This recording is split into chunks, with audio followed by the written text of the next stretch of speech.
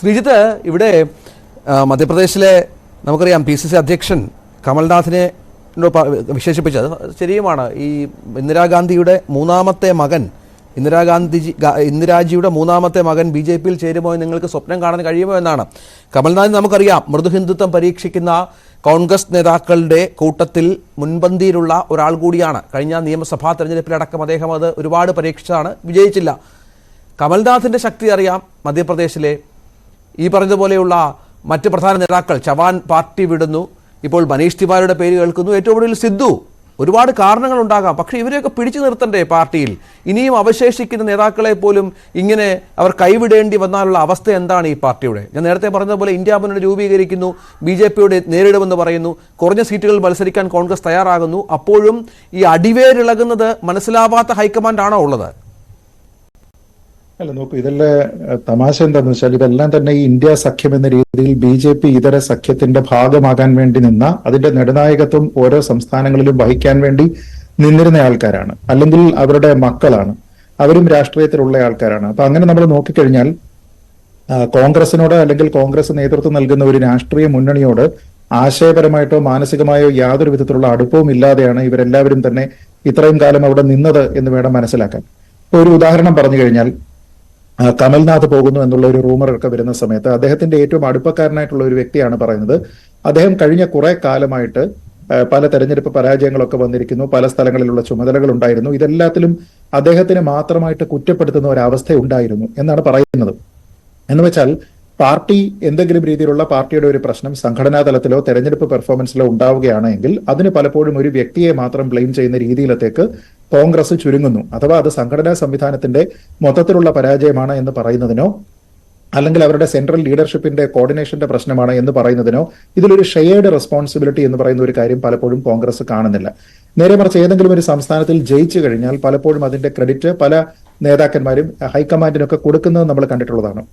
ഇപ്പൊ തെലങ്കാനയിൽ അധികാരത്തിൽ വരുന്ന സമയത്തൊക്കെ തന്നെ ആ രീതിയിലത്തേക്കുള്ള ഒരു അഭിപ്രായ പ്രകടനമൊക്കെ പല നേതാക്കന്മാരുടെ ഭാഗത്തു നിന്നുണ്ടായിട്ടുണ്ട്. അതേസമയം അവരുടെ കയ്യിലുണ്ടായിരുന്ന സംസ്ഥാനങ്ങൾ അവർക്ക് നഷ്ടപ്പെടുന്ന സമയത്ത് ഈ രീതിയിൽ നമ്മളത് കാണുന്നുമില്ല. അപ്പൊ ഇങ്ങനെ പലപ്പോഴും മുതിർന്ന നേതാക്കന്മാർ, നേരത്തെ പറഞ്ഞതുപോലെ ഇന്ദിരാഗാന്ധിയുടെ മൂന്നാമത്തെ മകൻ എന്ന രീതിയിൽ വിശേഷിപ്പിക്കപ്പെടുന്ന ആളിന് പോലും പാർട്ടിയുടെ ഇന്നത്തെ ലീഡർഷിപ്പിൽ നിന്ന് ഹൈക്കമാൻഡിൽ നിന്ന് കിട്ടുന്നത് ഈ രീതിയിലുള്ള സമീപനമാണ് എങ്കിൽ മറ്റുള്ള ആൾക്കാരെ സംബന്ധിച്ചിടത്തോളം എന്താകും എന്നുള്ളതാണ് ഒന്നാമത്തെ പ്രശ്നം. ഒരു പരാജയത്തിന്റെ പേരിൽ കമൽനാഥിനെ പൂർണ്ണമായും എഴുതിത്തള്ളുകയാണ്. രാജ്യസഭാ സീറ്റ് ചോദിക്കുമ്പോൾ നൽകുന്നില്ല, കൊടുക്കണമെന്നല്ല, പക്ഷെ പരിഗണന വേണം. അതെ, അതുണ്ടാകുന്നില്ല. അപ്പൊ ഇതിലൊരു പ്രധാനപ്പെട്ട ഒരു കാര്യം നോക്കൂ, ഇത് ഏതെങ്കിലും ഒരു പ്രത്യേക തലമുറയുടെ മാത്രം പ്രശ്നമാണിതെന്ന് ഞാൻ കരുതുന്നില്ല. ഇപ്പൊ ഉദാഹരണത്തിന് നമ്മൾ രണ്ട് പ്രധാനപ്പെട്ട രാജിക്കത്തുകൾ ഒരുപക്ഷെ രണ്ട് സമയങ്ങളിൽ ചർച്ച ചെയ്തതാണ്. അത് ഒന്ന് ശ്രീ ഗുലാം നബി ആസാദിന്റേതായിരുന്നു. അദ്ദേഹം ഇതേപോലെ ഇന്ദിരാഗാന്ധിയോടൊപ്പം പ്രവർത്തിച്ചിരുന്ന നേതാവാണ്. പിന്നീട് ഇങ്ങോട്ട് വന്നിരുന്ന കോൺഗ്രസിലെ പല ആൾക്കാരുടെയും മനസാക്ഷി സൂക്ഷിപ്പുകാരൻ കൂടിയായിരുന്ന മുതിർന്ന നേതാവാണ്. അദ്ദേഹം പാർട്ടിയിൽ നിന്ന് പുറത്തു പോകുന്നതിന്റെ കാരണങ്ങൾ അദ്ദേഹം എന്തൊക്കെയാണോ രാജിക്കത്തിൽ പറഞ്ഞിരുന്നത്, അതേ കാരണങ്ങൾ തന്നെയാണ് താരതമ്യേന വളരെ ജൂനിയർ ആയിരുന്ന കോൺഗ്രസിന്റെ ഒരു വക്താവ് മാത്രമായിരുന്ന ജയ്വീർ ഷെർഗിൽ പാർട്ടിയിൽ നിന്ന് പുറത്തു പോയപ്പോൾ പറഞ്ഞിരുന്നത്. എന്തൊക്കെ പ്രശ്നങ്ങളാണ് അദ്ദേഹം കോൺഗ്രസിൽ കണ്ടത് എന്നതിനെപ്പറ്റി ഈ രണ്ടാൾക്കാരുടെയും റെസിഗ്നേഷൻ ലെറ്ററിൽ ഒരേ കാരണങ്ങളാണ്. അതായത് കേന്ദ്ര ലീഡർഷിപ്പിനെ ചുറ്റിപ്പറ്റിക്കൊണ്ട് ഒരു ഉപജാപക വൃന്ദമുണ്ട് എന്നും പലപ്പോഴും തീരുമാനങ്ങൾ എടുക്കുന്നത് കൂടിയാലോചനകൾ ഇല്ലാതെയാണ് എന്നും അവിടേക്കൊരു അപ്രോച്ചബിൾ ആയിട്ടുള്ള ഒരു മനസ്ഥിതി പോലും അവർ സൂക്ഷിക്കുന്നില്ല എന്നുമുള്ള കടുത്ത വിമർശനമാണ് ഈ രണ്ടാൾക്കാരുടെ ഭാഗത്തു നിന്നുണ്ടായിരുന്നത്. എന്ന് വെച്ചാൽ നിങ്ങൾ എത്രത്തോളം ലോയലാണ് എന്നുള്ളതോ, നിങ്ങൾ താരതമ്യേന ചെറുപ്പക്കാരനായിട്ടുള്ള ആളാണ് എന്നുള്ളതോ ഒന്നും തന്നെ അവിടെ പരിഗണനയല്ല. തീരുമാനങ്ങളെല്ലാം ഒരുപക്ഷെ ഒരു ചെറിയ ഗ്രൂപ്പിലുള്ള ആൾക്കാർ എടുക്കുന്നു എന്നുള്ളതാണ് പരക്കെ ഉണ്ടായിട്ടുള്ള വിമർശനം. അപ്പൊ എന്താ ഉണ്ടാവുക? പല നേതാക്കന്മാർക്കും ഈ ഒരു ഗ്രൂപ്പിന്റെ കോർ ഭാഗമാകാനായിട്ട് കഴിയാത്ത പല ആൾക്കാർക്കും ഈ അവഗണന തുടർച്ചയായിട്ട് നേരിടുന്നുണ്ട്. അപ്പൊ അതിൽ പെർഫോം ചെയ്യാൻ കഴിയുന്ന ആൾക്കാർ, ഇപ്പൊ ഈ ചർച്ചയിൽ ഇതിനോടകം തന്നെ പറഞ്ഞിരിക്കുന്നത് പോലെ ഇപ്പൊ ജ്യോതിരാദിത്യ സിന്ധ്യയെ സംബന്ധിച്ചിടത്തോളം അദ്ദേഹത്തിന് വളരെ വലിയ രീതിയിലുള്ള ഒരു പൊളിറ്റിക്കൽ ഫ്യൂച്ചർ ഉണ്ട് എന്നുള്ള തിരിച്ചറിവ് ഉണ്ടാകേണ്ടുന്ന രണ്ടാൾക്കാരുണ്ട്. ഒന്ന് ജ്യോതിരാദിത്യ സിന്ധ്യയും, രണ്ട് കോൺഗ്രസിന്റെ ഹൈക്കമാൻഡുമാണ്. നേരെ മറിച്ച് അത് കൃത്യമായ രീതിയിൽ ഉപയോഗിക്കുന്നതിന് ഹൈക്കമാൻഡ് പരാജയപ്പെട്ടപ്പോൾ ആ തീരുമാനം സ്വയം ഏറ്റെടുത്ത് മുന്നോട്ട് പോകാനായിട്ട് അദ്ദേഹം തയ്യാറായി. അപ്പൊ അതിന്റെ ഭാഗമായിട്ട് അദ്ദേഹത്തിന് കൂടുതൽ പ്രോസ്പെക്ട്സ് കിട്ടുന്നത് ഏത് പാർട്ടിയിലാണ് എന്നുള്ളതുമായി ബന്ധപ്പെട്ട് അദ്ദേഹം ചർച്ചകൾ നടത്തുന്നു, ആ പാർട്ടിയിലേക്ക് പോകുന്നു. അവിടെ ഏറ്റവും പ്രധാനപ്പെട്ട ഒരു പോർട്ട്ഫോളിയോ കിട്ടിയിട്ട് അദ്ദേഹം കേന്ദ്രമന്ത്രിയാകുന്നു. മറ്റുള്ള എത്രയോ ആൾക്കാർ, ഒരു സമയത്ത് കോൺഗ്രസിന്റെ യങ് ബ്രിഗേഡ് എന്ന് പറഞ്ഞിരുന്ന പല ആൾക്കാർ, ഇപ്പൊ ജിതിൻ പ്രസാദയെ പോലെയുള്ള, അല്ലെങ്കിൽ അവരുടെ ചാനൽ ചർച്ചകളിലെ ഏറ്റവും നല്ല മുഖമായിരുന്ന ജയ്വീർ ഷെർഗിലിനെ പോലെയുള്ള ആൾക്കാരുണ്ട്. ഇനി അശോക് ചവാൻ ഇപ്പൊ ഇതിനോടകം തന്നെ പറഞ്ഞിരുന്നു. അതേപോലെ തന്നെ രാജാജിയുടെ ചെറുമകൻ CR കേശവൻ കോൺഗ്രസിന്റെ വക്താവായിരുന്ന ആളാണ്. അതേപോലെ മുഖ്യമന്ത്രിയായിരുന്ന കിരൺ റെഡ്ഡി ഇവിടെ നിന്ന് പോയിട്ടുണ്ട്. RPN സിംഗ് പോയിട്ടുണ്ട്. ഒരു സമയത്ത് ഇന്ത്യയിൽ ഏറ്റവും കൂടുതൽ രാഷ്ട്രീയത്തിൽ ചർച്ച ചെയ്യപ്പെട്ടിരുന്ന ഹാർദിക് പട്ടേലിനെ പോലെയുള്ള ആൾക്കാർ, ഇവരെല്ലാം പലരും ഇങ്ങനെ സ്വന്തം നിലയ്ക്ക് പ്രശസ്തരായവരോ അല്ലെങ്കിൽ ബന്ധുത്വം കൊണ്ട് പ്രശസ്തരായിട്ടുള്ളതോ ആയിട്ടുള്ള ആൾക്കാരുണ്ട്. ഇപ്പൊ കേരളത്തിലുള്ള അനിൽ ആന്റണി വരെ ഒരുപക്ഷെ കോൺഗ്രസിന്റെ ഏതെങ്കിലും രീതിയിലുള്ള ചുമതലകളൊക്കെ വഹിച്ചിരുന്ന എന്ന് പറയാവുന്ന ആൾക്കാരാണ്. അപ്പൊ അങ്ങനെയുള്ള ആൾക്കാർ, അതായത് ഞാൻ പറയുന്നത് താരതമ്യേന ചെറുപ്പമായിട്ടുള്ള ആൾക്കാരാണെങ്കിലും സീനിയർ ആയിട്ടുള്ള ആൾക്കാരാണെങ്കിലും പാർട്ടിയുടെ ഔദ്യോഗികമായിട്ടുള്ള സംഘടനാ സംവിധാനത്തിന്റെ ഭാഗമായിട്ടുള്ള ആൾക്കാരാണെങ്കിലും കുറെ അധികം പേരിങ്ങനെ പോയി. ഇതിൽ ചില ആൾക്കാരൊക്കെ സ്വന്തമായിട്ടുള്ള പാർട്ടി ഉണ്ടാക്കിപ്പോയി, ചില ആൾക്കാർ തിരിച്ചു വീണ്ടും കോൺഗ്രസിലേക്ക് വന്നു. അതിനുശേഷം അവരെല്ലാവരും തന്നെ BJPയിലേക്ക് പോകുന്നു. ഇതിൽ വേറൊരാളുണ്ട്, അത് കപിൽ സിബലാണ്. കപിൽ സിബലിനെ സംബന്ധിച്ചിടത്തോളം അദ്ദേഹം പ്രത്യേകിച്ച് ഏതെങ്കിലും ഒരു പാർട്ടിയിലേക്ക് ചേരുക എന്നതിനപ്പുറത്തേക്ക് ഈ രീതിയിലുള്ള കോൺഗ്രസ് സംവിധാനത്തിനോട് ചേർന്ന് നിൽക്കാനായിട്ട് എനിക്ക് കഴിയുന്നില്ല എന്ന് പറയുന്നു. അപ്പൊ വ്യക്തിഗതമായിട്ട് നമ്മൾ നോക്കിക്കഴിഞ്ഞാൽ പല രീതികളിൽ അവരുടെ മെറിറ്റ് എസ്റ്റാബ്ലിഷ് ചെയ്തിട്ടുള്ള പല നേതാക്കന്മാർക്കും നിലവിലുള്ള കോൺഗ്രസ് സംവിധാനത്തിനോട് ചേർന്ന് പോകാൻ കഴിയുന്നില്ല എന്നുള്ള ഒരു പ്രശ്നമുണ്ട്. ഇതെന്തുകൊണ്ടാണ് എന്നതിനെപ്പറ്റി കോൺഗ്രസ് ഏതെങ്കിലും ഒരു സമയത്ത് ആത്മാർത്ഥമായിട്ട് ചിന്തിച്ചിട്ടുണ്ടോ? ഇപ്പൊ പല ആൾക്കാരും, ഞാനിപ്പോ ഈ പറഞ്ഞ ലിസ്റ്റിൽ പറഞ്ഞിരിക്കുന്ന പല ആൾക്കാരും അവിടെ നിന്ന് പോകുന്ന സമയത്ത് അവരുടെ പ്രധാനപ്പെട്ട പ്രശ്നം എന്ന് പറയുന്നത് ഗാന്ധി കുടുംബത്തിൻ്റെതായിട്ടുള്ള, പ്രത്യേകിച്ച് രാഹുൽ ഗാന്ധിയുടേതായിട്ടുള്ള ചില തീരുമാനങ്ങളും അദ്ദേഹത്തിന്റെ ഒരു കോട്ടറി ഓഫ് പീപ്പിൾ ആണ് കാര്യങ്ങൾ തീരുമാനിക്കുന്നത് എന്നതുമായിരുന്നു.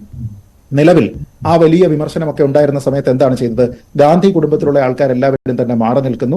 അതിനുശേഷം സംഘടനയുടെ ഭാഗമായിട്ടുള്ള ഒരു തെരഞ്ഞെടുപ്പ് നടക്കുന്നു. അതിൽ ആർക്ക് വേണമെങ്കിലും മത്സരിക്കാം എന്ന് പറയുന്നു. അതിൽ പോലും മത്സരിച്ചിരുന്ന ശശി തരൂർ തനിക്ക് വിവേചനം നേരിട്ടതിനെ പറ്റി പറയുന്നു. അവസാനം ശ്രീ മല്ലികാർജ്ജുൻ ഖാർഗെ അവിടെ കോൺഗ്രസിന്റെ അധ്യക്ഷനാകുന്നു. പക്ഷെ ആ സമയത്ത് പോലും ഈ രീതിയിലുള്ള പ്രശ്നം പരിഹരിക്കപ്പെട്ടില്ല എന്ന് പറഞ്ഞു കഴിഞ്ഞാൽ താക്കോൽ ഇപ്പോഴും ഖാർഗെയുടെ കയ്യിലല്ല എന്നല്ലേ അതിന്റെ അർത്ഥം? അതല്ല എങ്കിൽ പൊതുവെ ഒരു നോൺസെൻസ് മനുഷ്യനാണ് എന്ന് കരുതപ്പെടുന്ന ഖാർഗെയ്ക്ക് ഈ പ്രശ്നങ്ങളൊക്കെ തന്നെ കൈകാര്യം ചെയ്യാൻ അറിയേണ്ടതാണ്. അദ്ദേഹം വളരെ സീനിയറാണ്. ഈ പറയുന്ന ആൾക്കാരെ എല്ലാവരെയും ഒരേ മനസ്സോടെ കാണാൻ കഴിയേണ്ടുന്ന ഒരാളാണ്. അപ്പൊ പ്രസിഡന്റ് മാറിയിട്ടും തലപ്പത്തൊരു ചേഞ്ച് ഉണ്ടായതിനു ശേഷവും ഇതിന്റെ താക്കോൽ ആരാണോ നിയന്ത്രിക്കുന്നത്, ആരൊക്കെയാണോ ഈ ഉന്നത നേതാക്കളുടെ ചെവിയിൽ കാര്യങ്ങളൊക്കെ മന്ത്രിച്ചു കൊടുക്കുന്നത്, ആ ആൾക്കാരുടെ താല്പര്യങ്ങൾക്കനുസരിച്ച് മാത്രമാണ് ഈ പാർട്ടി പ്രവർത്തിക്കുന്നത് എന്നുള്ളതാണ്. നമ്മളൊരു അല്പം പിന്നിലേക്ക് പോയി കഴിഞ്ഞാൽ ഒരു വിമത ഗ്രൂപ്പ് ഉണ്ടായിരുന്നു. അത് ഗ്രൂപ്പ് ഓഫ് 50 എന്നോ ഗ്രൂപ്പ് G23 അല്ലെ, ഗ്രൂപ്പ് ഓഫ് 23 എന്നൊക്കെ പറഞ്ഞിരുന്ന ആൾക്കാർ, അതിലുണ്ടായിരുന്ന പല ആൾക്കാരും ചാടിപ്പോയി. അതിലുണ്ടായിരുന്ന പല ആൾക്കാരും പല രീതികളിൽ തിരുത്താനായിട്ട് ശ്രമിച്ചു. ഇപ്പൊ ഗുലാം നബി ആസാദ് തന്നെ പറയുന്നുണ്ട്, ഞാൻ അവിടെ 2014 ആയപ്പോഴത്തേക്ക് നമ്മുടെ ഫോക്കസ് വിഷയങ്ങൾ എന്തൊക്കെയാണ് എന്നതുമായി ബന്ധപ്പെട്ട് ഹൈക്കമാൻഡിനെ ധരിപ്പിക്കാനായിട്ട് ശ്രമിച്ചപ്പോൾ അവരത് കേട്ടുപോലുമില്ല. ഞാൻ അവിടെ കൊടുത്തിരിക്കുന്ന ആ കാര്യം ഇപ്പോഴും അതേപോലെ ഇരിക്കുകയാണ്, അവരത് തുറന്നു നോക്കിയില്ല എന്ന് പറഞ്ഞു. അപ്പൊ അങ്ങനെയുള്ള പല ആൾക്കാരും പിന്നീട് ഈ വിമത ഗ്രൂപ്പ് എന്ന രീതിയിൽ വന്ന ഗ്രൂപ്പിൽ വന്നു. പല ആൾക്കാരും അത് വിട്ടുപോയി. അതിൽ ഏറ്റവും കൂടുതൽ ഇപ്പൊ ചാടിപ്പോകും എന്നൊക്കെ പറഞ്ഞിരുന്ന ശശി തരൂർ മാത്രമാണ് ഇപ്പോഴും ചാടാതെ ആ പക്ഷത്തിരിക്കുന്നത്. മറ്റുള്ള പല ആൾക്കാരും അവിടെ നിന്ന് പോയി എന്നുള്ളതാണ് തമാശ. പലപ്പോഴും ശശി തരൂർ പോവില്ല എന്ന് പറഞ്ഞിരുന്ന ആൾക്കാർ വരെ അതിൽ നിന്ന് ചാടി. ഇപ്പൊ ഏറ്റവും അവസാനം നമ്മൾ കേൾക്കുന്ന ആരാണ്? അതേ ഗ്രൂപ്പിൽ തന്നെയുള്ള മനീഷ് തിവാരിയെ പോലെയുള്ള ആൾക്കാർ, അല്ലെങ്കിൽ കമൽനാഥിനെ പോലെ, ഇപ്പോ സിദ്ധു വരെ ആ ഗ്രൂപ്പിൽ ഇല്ലാതിരുന്നിട്ടുമുള്ള സിദ്ധു വരെ ഈ നിമിഷം ചാടിപ്പോകും എന്ന രീതിയിലേക്ക് പറയുന്നു. എന്ന് വെച്ചാൽ ഞാൻ പറയുന്നത്, കോൺഗ്രസിനെ സംബന്ധിച്ചിടത്തോളം ആരൊക്കെ കോൺഗ്രസിന്റെ കൂടെ നിൽക്കും, ഈ തെരഞ്ഞെടുപ്പ് പ്രഖ്യാപിക്കുന്ന അല്ലെങ്കിൽ തെരഞ്ഞെടുപ്പ് നടക്കുന്ന തീയതിയിൽ കോൺഗ്രസിന്റെ ഭാഗമായിട്ട് ആരൊക്കെ ഇരിക്കും എന്ന് പറയാൻ കോൺഗ്രസിന്റെ നേതാക്കന്മാർക്ക് ഇപ്പൊ കഴിയില്ല.